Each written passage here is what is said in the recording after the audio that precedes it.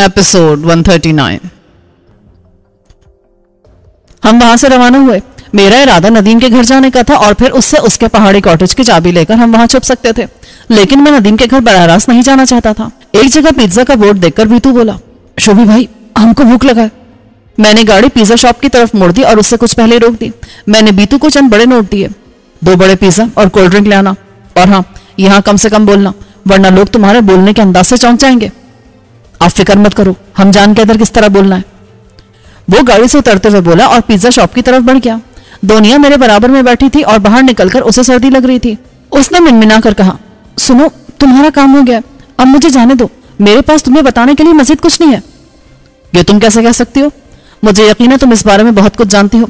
हम कहीं सुकून से बैठे तो तुमसे बात होती है, उस वक्त तक तुम्हारी याददाश्त भी बेहतर हो जाएगी। तुम मेरे से जबरदस्ती नहीं कर सकते, मैं भी शोर मचा दूं ना तो तुम निकल भी नहीं सकोगे। मैं निकल जाऊंगा। मैंने अचानक उसकी गर्दन दबोच ली, लेकिन इससे पहले मैं तुम्हारा काम तमाम कर जाऊंगा। तुम्हें मरने में चंद सेकंड भी नहीं लगेंगे जब तुम्हारी गर्दन की हड्डी टूट जाएगी। मैंने उसकी गर्दन हल्का सा झटका देकर छोड़ दी। इतनी देर में उसका चेहरा सुर्ख हो गया था और सांस रुक गई थी। दोनिया खामोशी से अपनी गर्दन सहलाने लगी। उसने समझ लिया कि मैं सिर्फ धमकी नहीं दे रहा था, बल्कि मैं सचमुच ऐसा कर भी सकता था, इसलिए आफियत इसी में थी कि वो चुप करके बैठी रहे। बीतू 10 मिनट बाद लौट आया। उसने कोल्ड ड्रिंक के साथ कॉफी भी ले ली थी। ये कागजी कप्स थे जिनको ऊपर से बंद कर दिया गया था। ये तुमने काम अच्छा किया बीतू, मैं खुश होकर बोला। बीतू पिछली सीट पर बैठ गया। हम वहां से रवाना हुए और कुछ देर बाद एक पार्क के साथ खड़ी गाड़ियों में मैंने अपनी कार भी खड़ी कर दी। जब मैंने पिज्जा का पहला टुकड़ा लिया तो मुझे एहसास हुआ कि मैं किस कदर भूखा था। अभी कुछ देर पहले जो कुछ खाया था उसका पता भी नहीं चला था। दोनिया ने कुछ भी खाने से इनकार कर दिया। खा पी कर हमने कॉफी पी और फिर ताजादम होकर रवानगी के लिए तैयार हो गए। मैंने गाड़ी का रुख नदीम के घर की तरफ कर दिया। रास्ते में मैंने बीतू से कहा, मैं तुमको नदीम के घर से कुछ दूर उतार दूंगा, वहां से तुम पैदल उसके घर तक जाओगे। अंदर जाने से पहले तुम आसपास का जायजा लोगे। ठीक है, हम समझ गया। उधर दुश्मन घात लगाकर बैठा होगा। हाँ, इम्कान यही है, और वो तुम्हें पहचानता नहीं है, इसलिए मैं तुम्हें भेज रहा हूं। मैंने गाड़ी नदीम की गली से पहले रोक ली। वो सामने जिस गली के कोने पर खंबा है, उसमें उल्टे हाथ पर 7वां मकान है। 7वां याद रखना, क्योंकि नदीम को अपने मकान का रंग हर साल बदलने का खौफ रहता है। इस साल उसने ना जाने कौन सा कलर कराया होगा। ठीक है। बीतू नीचे उतर गया और टहलता हुआ गली की तरफ बढ़कर उसमें गायब हो गया। तुम्हारा साथी तुमसे बहुत मोहब्बत करता है? दोनिया बोली, मेरे तमाम साथी मुझसे मोहब्बत करते हैं, अगरचे मैं इतनी मोहब्बतों के काबिल नहीं हूं।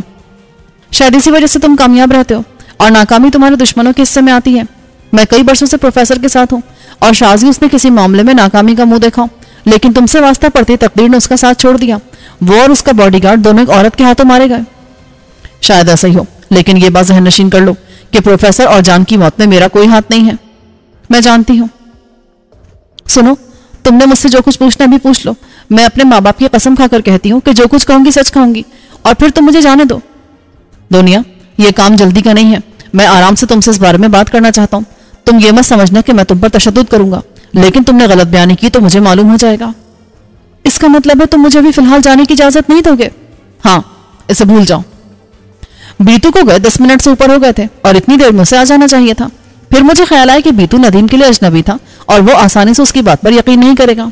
उस वक्त शाम के 6 बज रहे थे। सूरज गुरूब हो चुका था और फिजा में तारीकी फैल रही थी। मजीद 10 मिनट बाद मुझे शक होने लगा कि बीतू किसी मुश्किल में फंस गया है, और आधा घंटा गुजरने के बाद मुझे यकीन हो गया। मैंने दोनिया से कहा, नीचे उतरो। क्यों? सवाल मत करो।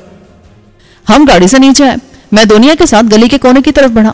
मैंने उसका हाथ पकड़ लिया था कि कहीं वो भाग न जाए। वो मेरे साथ बादल नाखास्ता खिंची चली आ रही थी। मैंने गली के कोने से झांका तो मुझे गली में कोई नजर न आया। कुछ देर मुआयना करने के बाद मैं गली में दाखिल हुआ।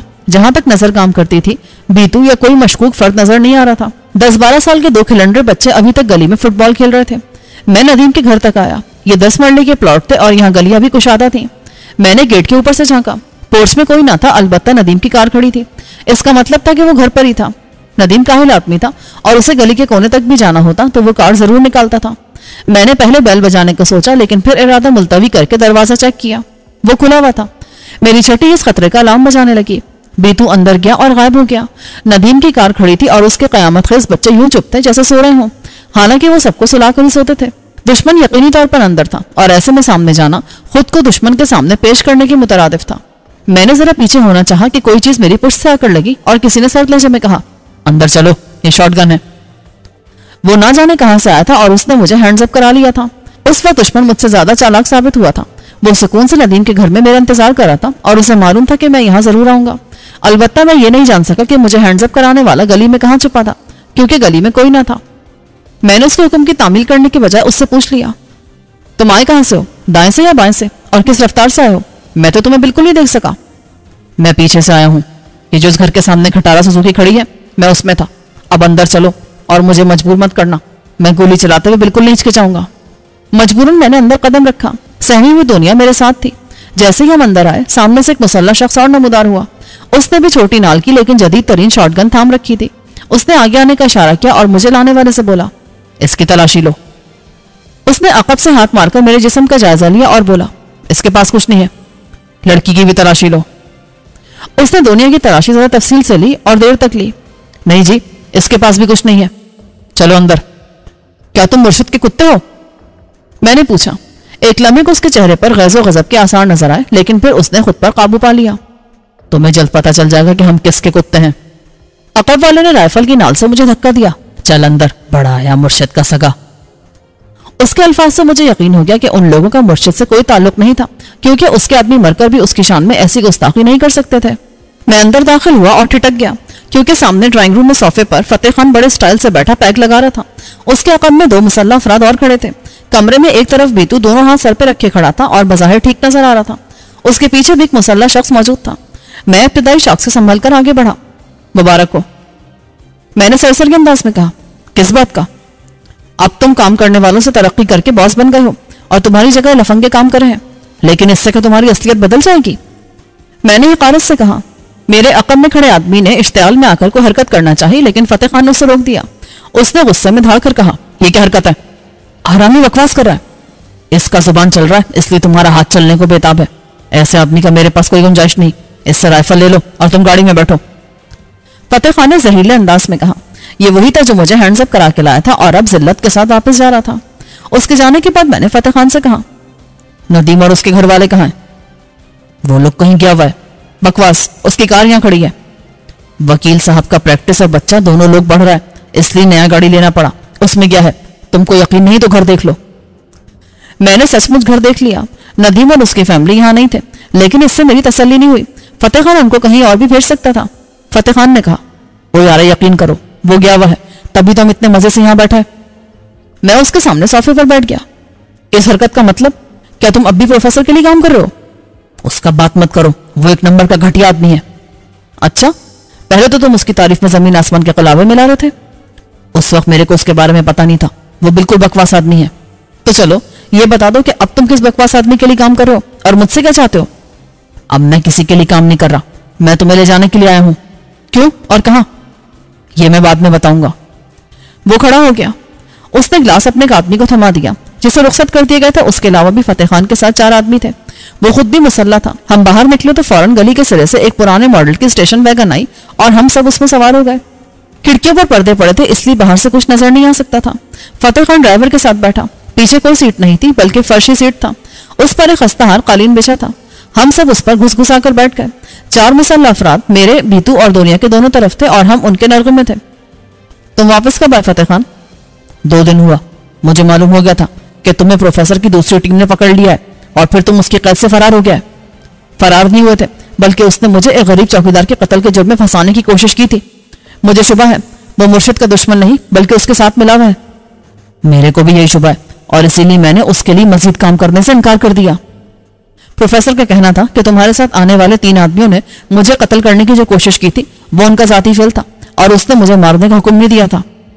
ये दुरुस्त है, वो उन तीनों अहमकों का अपना फैसला था और तुमने उसका अच्छा सजा दिया उनको। अब अस्पताल में रहेगा 3-4 महीने तक। क्या उनको प्रोफेसर के हुक्म से कत्ल नहीं किया तुमने? फतेह खान इस इल्जाम पर बदमजा हुआ।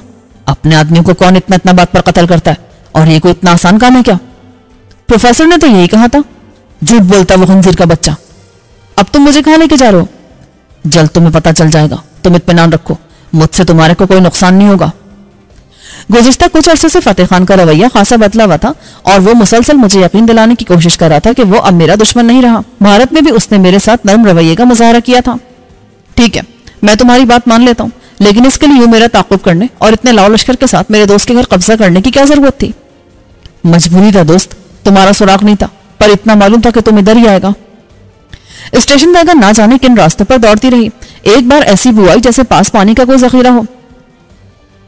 फिर जंगली नबातात की बू आने लगी। हम आबादी से निकल आए क्योंकि यहाँ रोशनियां भी नहीं थी। फिर वैगन किसी अहाते में दाखिल हुई। 1 मिनट के लिए दरवाजा खुलवाने को रुकी। अंदर रुकी तो सब उतर आए। फतेह खान ने अपने आदमी को हुक्म दिया, इनको अंदर ले जाओ और कोई गलत हरकत ना करे वरना हम खाल उतार देगा। उसके आदमी हमें घेर कर एक छोटी सी इमारत के अंदर ले आए। ये एक बड़ा सा हाथा था जिसकी दीवार कच्ची थी और उसमें कई छोटी छोटी इमारतें बनी थी। ये पक्की ईंटों से बनी थी और उन पर सीमेंट की शीटें थी। हमें जिस कमरे में लाया गया उसमें कई चारपाइयां बिछी थी जिन पर रुई के गद्दे और देसी साख्ता ऊन से बने कंबल पड़े थे। हमें अंदर धकेलकर दरवाजा बाहर से बंद कर दिया गया। ये लकड़ी के तख्तों से बना मजबूत दरवाजा था। मैं एक चारपाई पर दराज हो गया। बीतू भी बेफिक्र था क्योंकि हम आए दिन ऐसे हालात से गुजरते रहते थे। दोनिया अलबत्ता सख्त मतहुश थी। एक तो उसका इस किस्म के हालात से ज्यादा वास्ता नहीं पड़ा था, दूसरे वो लड़की जात थी। उसे खदशा था कि यहाँ उसके साथ कोई बुरा सलूक ना किया जाए। मैंने कहा, आराम से बैठ जाओ। वो मेरे पास ही बैठ गई। मुझे डर लग रहा है। किस बात से? ये लोग मेरे साथ क्या करेंगे? ये बात तो यही लोग बेहतर तौर पर बता सकते हैं। वैसे कोई अपने दुश्मन या कैदी के साथ क्या सलूक करता है इसका तो तुम्हें भी अच्छी तरह अंदाजा हो गया होगा। मैंने उस पर हल्का सा तंज किया। उस पर वो दूसरी चारपाई पर जा बैठी। मैंने बीतू की तरफ देखा। बरखुरदार, तुम इनके हाथ कैसे आए? जैसे आप आया। खाली गली देखकर और मजे से अंदर घुस गया और गेट से अंदर झांक रहा था कि पीछे से आकर एक आदमी ने हमको हैंड्सअप करा और फिर अंदर ले गया। उधर फतेह खान बैठा था। उसने तुम्हारे साथ कोई बुरा सलूक तो नहीं किया? नहीं, बस हमको एक कोने में खड़ा कर दिया। कमरे में एक ही दरवाजा था और एक ही खिड़की थी। दोनों बंद थे। मैंने उठकर खिड़की खोली तो बाहर से सर्द हवा अंदर आई। मैंने जल्दी से उसे बंद कर दिया। वैसे उसमें खासी मोटी सलाखें लगी थी। उसी लम्हे दरवाजा खुला और एक आदमी ने अंदर झांका। खान तुमको बुला रहा है। खान से मुराद यकीनन फतेह खान थी। उसके साथियों में सारे मकामी लोग थे और वो वाहिद खान था। मैं बाहर आया तो उस आदमी ने दरवाजा बंद कर दिया और मुझे उसी इमारत के दूसरे कमरे में ले आया। ये जरा बेहतर तरीके से सेट था। उसमें एक देसी साख्ता भारी मसहरी और उसके साथ भद्दी सी ड्रेसिंग टेबल थी। एक तरफ एक सोफा सेट लगा था और फतेह खान सोफे पर बैठा था। वो उस वक्त भी विस्की पी रहा था। मैंने महसूस किया कि वो कुछ परेशान भी है। बैठो शाहबाज खान। मैं बैठ गया। फतेह खान के पास बज़ाहिर कोई हथियार नहीं था और ना ही कोई और कमरे में था।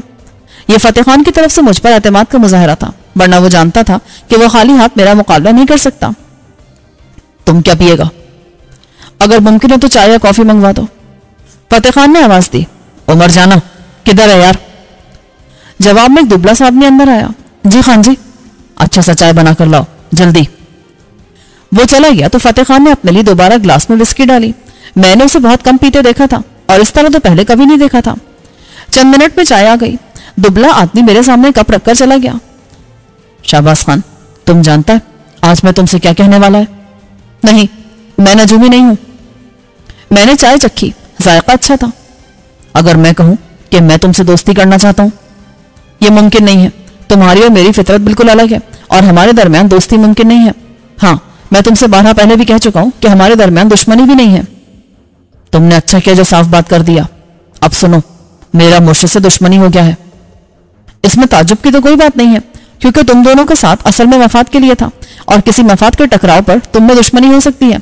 लेकिन मैं फिर साफगोई से कहूंगा, मुझे इस बात पर एतबार नहीं आया है। जल्द आ जाएगा, ये सच है। मुर्शिद अब मेरा दुश्मन है। अगरचे वो मेरे पीछे तो नहीं है जैसा तुम्हारे पीछे है, लेकिन उसे मौका मिल गया ना तो वो मुझे पकड़ लेगा। पकड़ लेगा, मारेगा नहीं। मैंने इसके अल्फाज पर गौर किया। शाहबाज खान, तुम ज़हीन आदमी है, तुम समझ सकता है मुर्शिद मेरे को क्यों पकड़ेगा और मारेगा क्यों नहीं। उसकी एक ही वजह समझ में आती थी, हीरो का मामला, वही बर्ड शो वाले। तुम वाकई ज़हीन है, खुदा तुम्हारा भला करे, यही बात है। फतेह खान ने खुश होकर कहा। मुर्शिद तुमसे क्या चाहता है? हीरे तुम्हारे पास है? नहीं, वो खाना खराब अभी तक पागल बना हुआ है। मेरा तो ख्याल है वो सचमुच पागल हो गया। तुम सोचो कि कोई इतने अरसे तक एक जगह कैद रहे तो क्या पागल नहीं हो जाएगा? और तुम उन खाना खराब गोरों को नहीं जानता है, अपने मतलब के लिए पागल भी बन सकता है और बना भी सकता है। ठीक है, हीरे तुम्हारे हाथ नहीं लगे हैं, लेकिन क्या मुर्शिद ये बात जानता है कि बर्ड शाह तुम्हारे कब्जे में है?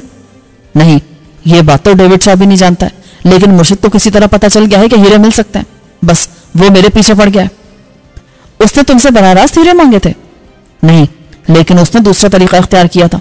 उसके आदमी ने मेरे को उठा लिया, कई दिन एक जगह बंद करके मुझे मारते पीटते रहे और हीरो का पूछते रहे।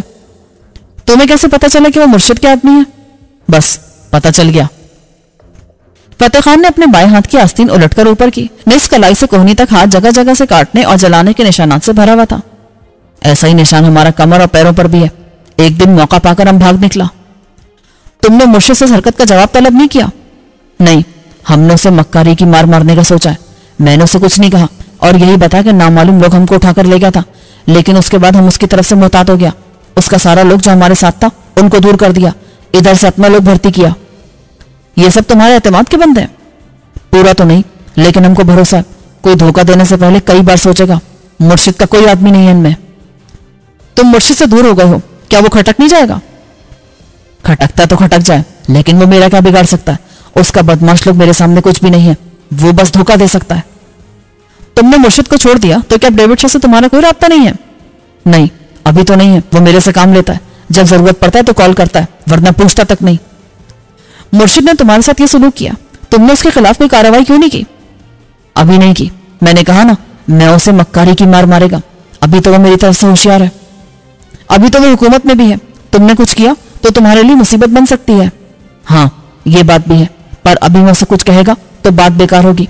जब वो किसी मसले में होगा और तब मैं कुछ करेगा ना, चबाएगा मजा। चलो, मैंने मान लिया कि तुम दोनों की दुश्मनी हो गई है और तुम उस पर वार करने के लिए मौके की तलाश में हो, लेकिन सवाल यह कि तुमने मुझे क्यों पकड़ा है और मुझसे क्या चाहते हो? उसने अजीब अंदाज से मेरी तरफ देखा। शाबाश खान, चाहता तो तुमसे दोस्ती करना है, पर तुम मानेगा नहीं, इसलिए मैंने तेरे को बुलाकर सारा मामला सामने रख दिया। अब मेरा हिसाब अलग है और मुर्शिद का हिसाब अलग। मैंने महसूस किया कि उसकी बात के पसे पुष्ट को खास वजह थी। वो ऐसे ही ये बात नहीं कर रहा था, लेकिन वो फिलहाल मुझे असल बात बता भी नहीं रहा था। तुम्हारा मतलब है कि आइंदा मुर्शिद मेरे खिलाफ कोई कार्रवाई करे तो तुम्हें उससे अलग समझा जाए? हाँ। तुमने मुझे सिर्फ यही कहने के लिए इतनी जहमत दी है? ऐसा ही समझ लो। मैं चाहता हूं कि तुम अपने दुश्मनों की फहरिस्त से मेरा नाम निकाल दो। मेरे दुश्मनों की कोई फहरिस्त नहीं है, क्योंकि मैंने किसी से दुश्मनी नहीं पाली। मैंने जब भी कुछ किया सिर्फ अपने दिफा में किया है। मैं जानता है तुम एक अच्छा आदमी है। कितनी बार मौका मिलने पर भी तुमने अपने दुश्मन को माफ कर दिया, मुझे माफ कर दिया। मैं हैरान तो था ही, लेकिन साथ फिक्रमंद भी था। फतेह खान का रवैया मामूल से बिल्कुल हटकर था। मेरा यह एहसास कभी होता जा रहा था कि उसके पीछे कोई खास बात है। ठीक है, अब बात साफ हो गई, तो मुझे और मेरे साथियों को कैद में रखने का कोई जवाब नहीं है। हमें जाने की इजाजत दो। ये लड़की कौन है? मेरा ख्याल था कि वो दुनिया के बारे में जानता होगा जैसे दुनिया उसके बारे में जानती थी। उसकी बात ने मुझे हैरान किया, लेकिन मैंने अपनी हैरत जाहिर नहीं होने दी। एक लड़की है? वो तो है, पर है कौन? फतेह खान, इससे तुम्हारा कोई ताल्लुक नहीं है। तुमने मेरी बात का जवाब नहीं दिया। कौन सी बात का? अगर तुम्हारी मुझसे कोई दुश्मनी नहीं है तो मुझे और मेरे साथियों को जाने दो। इतना जल्दी क्या है? तुम कुछ दिन यहां आराम से रहो, अभी तुम मुल्क में आया है। मेरे आराम की फिक्र तुम मत करो। ये बताओ, तुम मुझे जाने दे रहे हो या नहीं? अगर मैं तेरे को कुछ दिन के लिए रोक ले तो इसका मतलब होगा कि तुम अब तक झूठ बोलता हो। मुझसे तुम्हारी दुश्मनी बरकरार है। नहीं शाहबाज खान, ऐसा बात नहीं।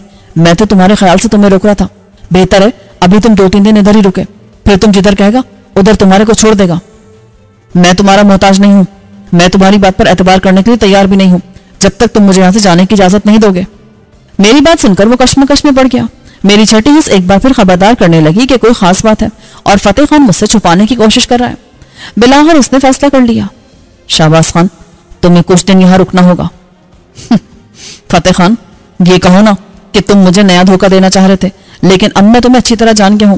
मैं तुम्हारे किसी धोखे में नहीं आऊंगा। तुम जल्द जान जाएगा कि फतेह खान ने तुमको धोखा नहीं दिया। वो तुम्हारे साथ मुखलिस है। तुम शायद इस लफ्ज के मायने से भी वाकिफ नहीं हो। मैंने कहा ना, अभी तुमने यकीन नहीं किया, लेकिन जल्द तुम जान जाएगा। लतीफ खाना, इधर आओ। वही मुसल्ला आदमी अंदर आया जो मुझे फतेह खान के पास लाया था। जी खान जी, इसे ले जाओ और ख्याल रखना। जी खान। आओ जी। 1 मिनट। फतेह खान, मुझे तुमसे कुछ कहना है। फतेह खान ने लतीफ को वापस जाने का इशारा किया। हाँ बोलो। मैं जब से पाकिस्तान आया हूं मुझे लग रहा है यहां मेरी गैर मौजूदगी में कोई बात हुई है। मेरे हवाले से कोई बुरी खबर है, लेकिन यह खबर मुझसे छुपी हुई है। मैंने कई बार नदीम से राब्ता करना चाहा, लेकिन उससे राब्ता नहीं हुआ। अब मुझे लग रहा है तुम भी ये बात मुझसे छुपा रहे हो। फतेह खान ने गहरी सांस ली और सोचने लगा। उसके चेहरे पर कश्मकश के आसार नुमाया थे।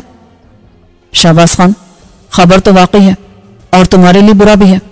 क्या खबर है? सच्ची बात है, मैं सुनाते हुए डरता है। तुम मुझसे क्यों डर रहे हो?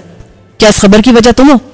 नहीं, मेरा उससे कोई ताल्लुक नहीं, लेकिन फिर भी डर लगता है कहीं तुम मेरे को उसका जिम्मेदार न समझ ले। फतेह खान, तुम पहलियां बुझवा रहे हो, मुझे असल बात बताओ, वो बुरी खबर क्या है? मेरे लहजे में वहशत सी आ गई। आराम से शहबाज खान, आराम से।